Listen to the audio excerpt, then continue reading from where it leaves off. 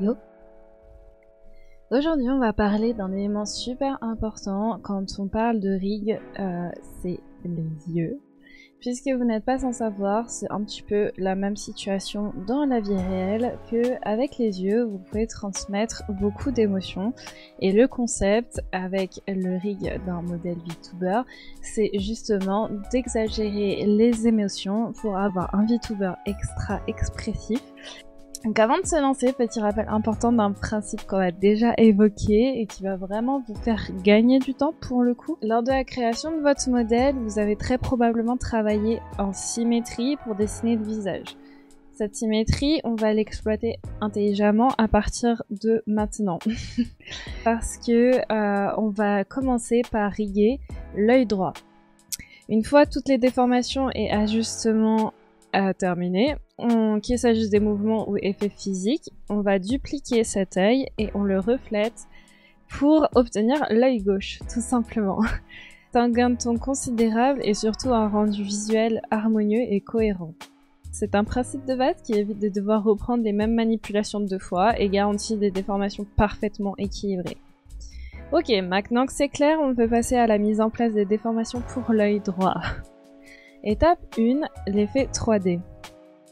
Alors avant de commencer les déformations des cils et autres éléments de l'œil, on va d'abord s'occuper de l'iris, puisque l'objectif ici c'est de donner un effet 3D léger pour qu'au moindre mouvement du regard, on ait cette impression de volume et de profondeur. C'est un petit détail, mais ça apporte un rendu bien plus professionnel et naturel à votre modèle. Pour mieux visualiser ce qu'on cherche à reproduire, observez bien un œil de profil comme dans cet exemple. Vous remarquerez que l'iris et la pupille semblent légèrement déformés à cause du cristallin, la lentille naturelle de l'œil. Elle ajoute à la fois du relief et une déformation visuelle subtile quand on regarde l'œil de côté. C'est exactement cet effet-là qu'on va simuler dans Live 2D. L'idée est de modifier la forme de l'iris en fonction des mouvements pour que, à la place d'être un cercle parfait, ça soit plus ovale selon l'angle. C'est simple à mettre en place et ça fait toute la différence dans la qualité de l'animation. Ok, let's go. Commencez par tourner la tête de votre modèle vers la gauche. L'idée, ça va être de déplacer l'iris dans la même direction pour qu'il suive naturellement les mouvements du regard. Faites de même avec tous les éléments associés à l'œil, les ombres, les reflets, les highlights. Bref, tout ce qui compose visuellement l'intérieur de l'œil. Une fois le déplacement fait, il reste un détail important. L'iris ne doit plus rester parfaitement rond, comme on en a parlé juste avant. Vu que quand l'œil est vu de côté, l'iris prend une forme légèrement ovale à cause de la déformation optique créée par le cristallin. Il va donc falloir aplatir un peu l'iris dans le sens horizontal pour renforcer cet effet et rendre le mouvement plus naturel et crédible. Ok, répliquer la déformation pour les angles gauche, haut et bas, on est bon? Étape 2, l'ouverture et la fermeture de l'œil. Alors avant de commencer, petite info importante à savoir. En fait, dans votre modèle, l'œil qui est à droite au niveau de votre écran va réagir au mouvement que l'on configure sur le paramètre Eye Left pour l'œil gauche. Ok, je sais, ça peut sembler bizarre au début, mais laissez-moi vous expliquer. Imaginez tout simplement que vous êtes devant un miroir. Quand vous fermez votre œil droit, dans le miroir, c'est l'œil gauche qui se ferme. Eh bien, c'est exactement pareil. La caméra agit comme un miroir et vos expressions et mouvements sur le modèle sont donc reflétés. Donc, ce qu'on appelle l'œil gauche dans le logiciel, en fait, c'est l'œil à droite sur votre modèle à l'écran. Vous me suivez? Bref, dans ce tuto, on va bosser sur l'œil à droite de votre modèle.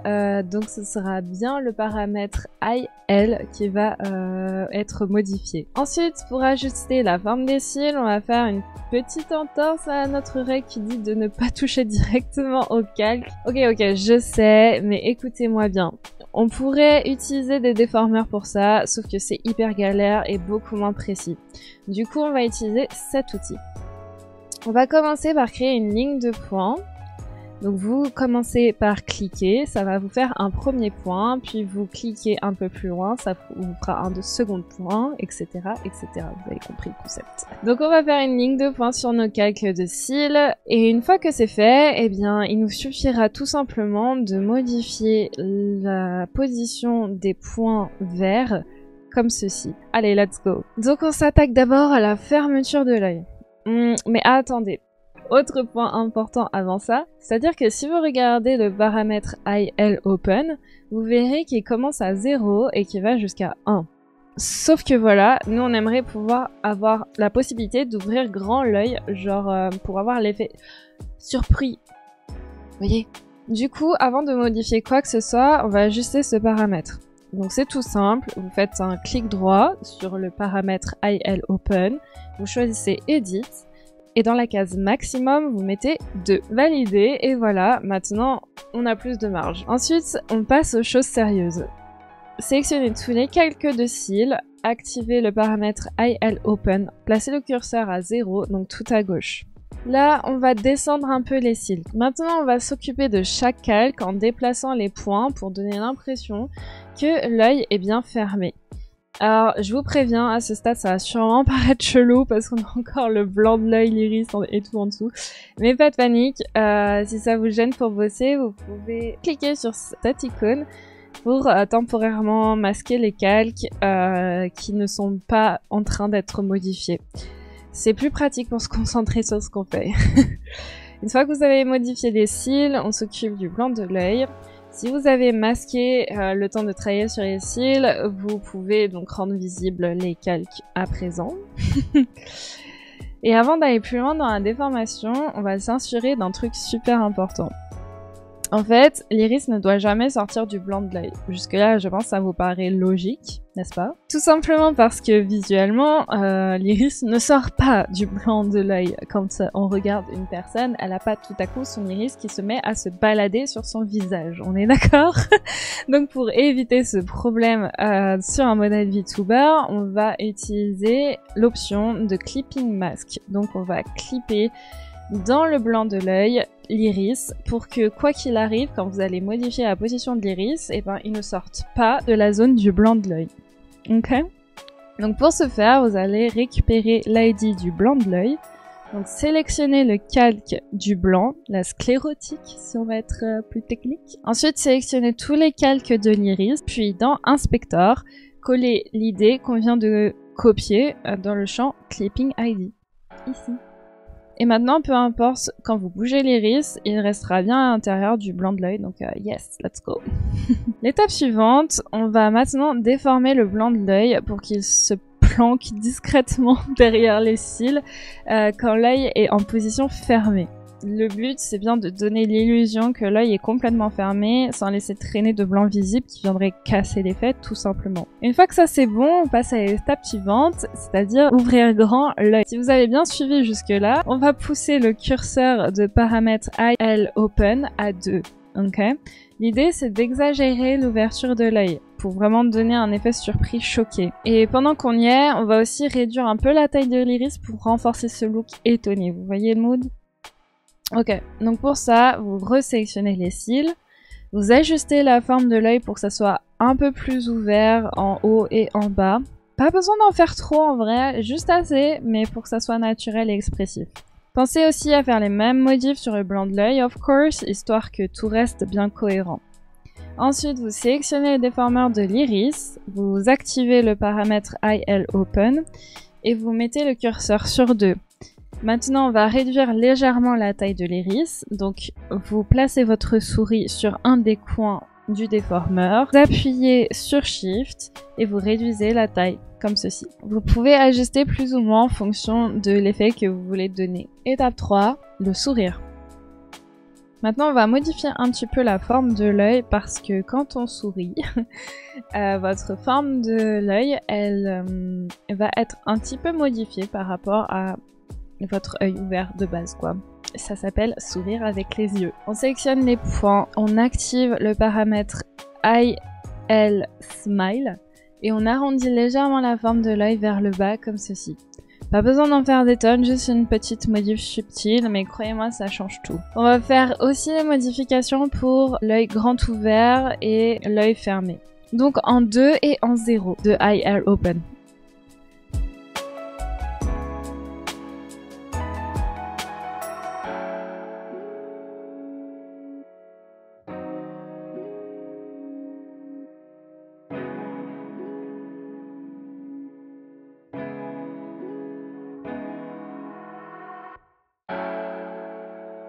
Perso, j'aime bien agrandir un chouïa la pupille pour donner ce côté œil de chat. Vous savez, quand ils sont en mode chasse et qu'ils vous regardent avec leurs grands yeux attendrissants, genre ce délire-là.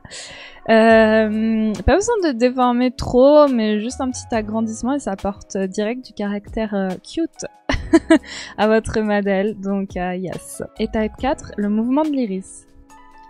Ok, maintenant qu'on a fini les expressions de base, on va pouvoir passer à l'animation de l'iris. Alors l'idée c'est de permettre à l'iris de bouger dans tous les sens, donc gauche, droite, haut, bas, vous voyez le concept. Donc pour ça, vous allez créer un déformeur qu'on appelle eyeball XY. Vous activez les deux paramètres eyeball X et eyeball Y, et on va les lier ensemble pour bosser en duo.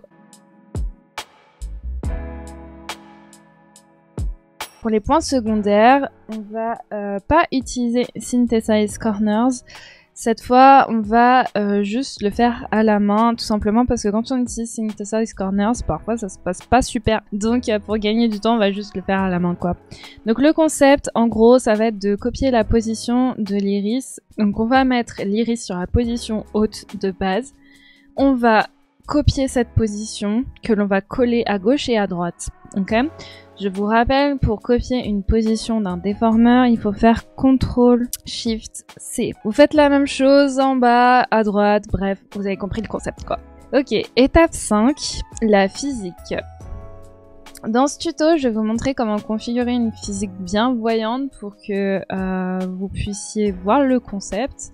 J'ai volontairement poussé les réglages à fond, mais dans l'idée, faites attention. C'est à prendre avec des pincettes, ok? Parce que l'intensité de la physique doit toujours s'adapter au style, à la vibe de votre modèle. Par exemple, sur mon modèle... Attendez, je vous montre.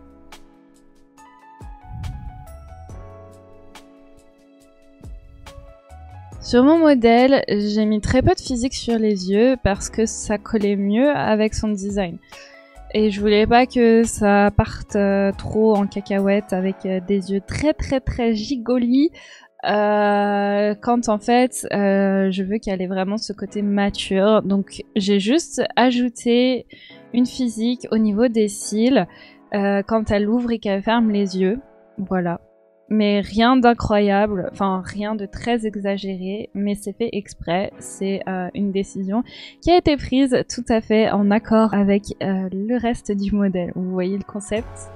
Et ben en fait, dans l'idée, c'est pareil pour vous, vous allez devoir adapter la physique à votre modèle. Ok, maintenant qu'on a posé les bases, on s'attaque à la physique des cils pour commencer. Donc on va créer un déformeur qu'on appelle Bounce XY. Il va falloir qu'on crée deux nouveaux paramètres dans la liste des paramètres pour gérer la physique. Donc on va créer deux nouveaux paramètres, iBounce X et iBounce Y. Pour ce faire, vous allez simplement faire un clic droit et Create Parameter. Donc là, vous mettez d'abord iBounce X. Vous pensez bien à modifier l'ID au niveau de la case ici, en iBounce X. Ça vous sera utile pour le reste du rig. Donc activez iBounce X. Vous mettez votre curseur à -30 et vous agrandissez légèrement la partie externe des cils. Ensuite, vous placez votre curseur à 30 et vous réduisez cette même partie. Vous activez ensuite iBounce Y. Au niveau du curseur à -30, vous descendez un peu les cils. Le curseur à 30, vous remontez légèrement. Et pour rendre ça bien fluide et naturel, vous liez ces deux paramètres et dans ce menu, vous allez sélectionner Synthesize Corners. Voilà, maintenant c'est fluide et ça vous fait un bon mouvement bouncy. Pour être sûr que cela vous plaît et qu'on part dans la bonne direction, on va tester dans Physics Settings pour s'assurer en fait que on est ok quoi. Alors, pour le bien de cette vidéo et pour votre santé mentale et la mienne, I guess, je vous propose de suivre les étapes que je vous indique pour le moment. Mais pas de panique si c'est encore flou, je vais vous guider. Promis, je te ferai un tuto plus détaillé sur les règles avancées des physiques, mais une prochaine fois, parce que là, sinon cette vidéo va être extrêmement longue. Ok, donc vous allez aller dans le menu Modeling et sélectionner Physics Settings. Ici, vous cliquez sur Add, ajouter un nouveau groupe que vous allez nommer iPhysics. Une fois que vous avez fait ça, vous allez aller dans l'onglet Input Settings, vous cliquez sur Add. Vous ajoutez ILOpen et IROpen. Vous vous assurez qu'ils sont bien tous les deux en position X.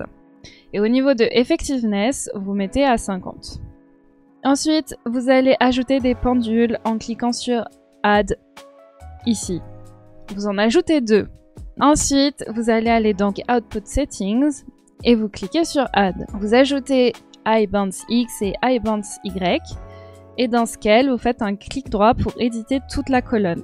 Vous mettez à 20 pour commencer. Là, vous pouvez tester le résultat. C'est-à-dire que au niveau des paramètres ici, vous pouvez jouer avec le paramètre ILOpen, vu que c'est le paramètre sur lequel on a travaillé. Et vous pouvez voir que ça bounce. Yes! Ok, maintenant on va s'attaquer à l'iris. On va faire un système similaire aux cils, histoire que ça gigote un peu quand l'œil bouge. Donc, pareil, on crée un déformeur qu'on va appeler Iris Bounce XY. Et on va utiliser les mêmes paramètres, donc iBounce X et iBounce Y. Okay. Pour le bounce en X, au niveau du curseur à -30, vous allez agrandir légèrement l'iris horizontalement en tirant les points latéraux vers l'extérieur. Appuyez bien sur Alt pendant que vous faites cette déformation pour conserver les proportions. Pour le curseur à 30, vous faites la même chose, vous écrasez un peu l'iris quoi. Pour le iris bounce Y, une fois le curseur à -30, vous écrasez l'iris verticalement en prenant l'encre du bas et en la remontant, donc toujours avec Alt pour garder les proportions. Pour 30, vous agrandissez vers le haut et le bas avec le même principe, ok? Vous faites un Synthesize Corner sur les paramètres pour que les mouvements soient bien fluides et voilà. Vous pouvez retourner maintenant dans Physics Settings et jouer avec ILOpen pour voir le rendu. Si ça vous plaît, vous pouvez vous arrêter là, sinon vous pouvez toujours modifier pour avoir quelque chose de plus bouncy en fonction de vos préférences tout simplement. Étape 6, ajouter du relief. Ok, pour pousser un peu le réalisme, on va ajouter un petit détail sympa. C'est une déformation légère des paupières quand l'iris bouge vers le haut ou vers le bas. Pourquoi? Bah parce que dans la vraie vie, le cristallin étant bombé, je vous apprends rien, ça crée un mini relief sur la paupière et quand l'œil regarde en haut ou en bas, et ben tout simplement ça se voit, c'est tout. Et ben c'est cet effet-là qu'on va recréer ici. Vous sélectionnez donc vos cils du haut et du bas, vous activez le paramètre Eyeball XY pour chacun. Maintenant, placez le curseur Y sur -30 vers le haut, donc, et déplacez légèrement les cils vers l'extérieur pour simuler le volume créé par le globe oculaire qui passe en dessous de la paupière. Ensuite, placez Y sur -30, donc vers le bas, et faites pareil en ajustant les cils du bas cette fois. Vous faites la même chose avec le blanc de l'œil pour que ça soit bien calé. Et let's go. C'est un petit détail, mais ça fait une vraie différence quand le modèle est animé. Étape 7, la réflexion. Maintenant qu'on a fini de bosser l'œil droit, on va le reflect vers l'autre œil, tout simplement. Pour que ça fonctionne bien et que ça parte pas en sucette, faut quand même penser à cocher ou décocher les bonnes options. Vous sélectionnez tous les déformeurs et calques de l'œil, vous allez copier, donc CTRL-C, et coller, donc CTRL-V. Vous vous assurez que les calques de l'œil collé, que vous venez de coller, sont toujours bien sélectionnés, et vous faites un clic droit, et vous sélectionnez Reflect. Ok, à ce niveau-là, ce qu'on va faire, c'est qu'on va cocher toutes les cases qui sont liées à l'axe X, c'est-à-dire angle X, bounce X, eyeball X et eye bounce X. Attention de bien laisser décocher les cases Y ici, sinon vous risquez de refléter vers le haut et le bas et vous comprenez bien que ça va pas le faire quoi. Donc uniquement les cases qui concernent des paramètres en X. Ok, vous validez et voilà, on est bon.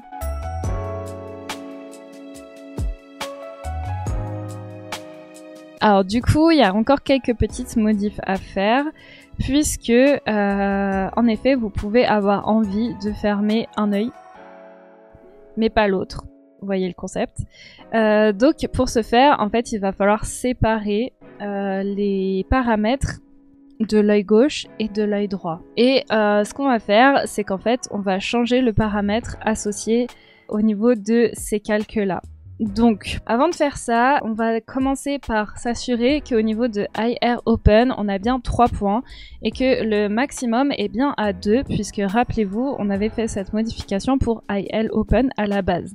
Donc si c'est pas le cas, et ben vous faites tout de suite cette modification en cliquant sur Edit de Eye Air Open et en ajustant le max à 2. Une fois que c'est bon, vous pouvez donc aller sur Eye Air Open ici et cliquer sur Change pour sélectionner Eye Air Open. Vous répétez le même principe pour tous les autres paramètres sélectifs liés aux expressions au mouvement, genre Eye Smile, ok? Donc là, ça passerait de Eye L Smile à Eye Air Smile, ok? Une fois que vous avez bien fait ça, et ben c'est bon. Let's go.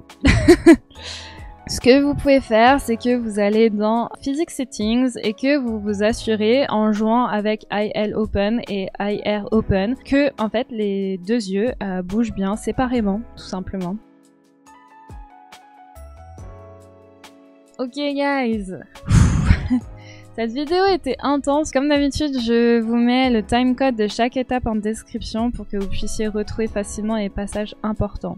Si le tuto vous a aidé, pensez à lâcher un petit like, un commentaire et à partager la vidéo, ça m'aide vraiment beaucoup à continuer cette série. Et bien sûr, abonnez-vous pour ne pas louper les prochains épisodes. Vous pouvez aussi me retrouver sur tous mes réseaux, j'ai mis les liens en commentaire.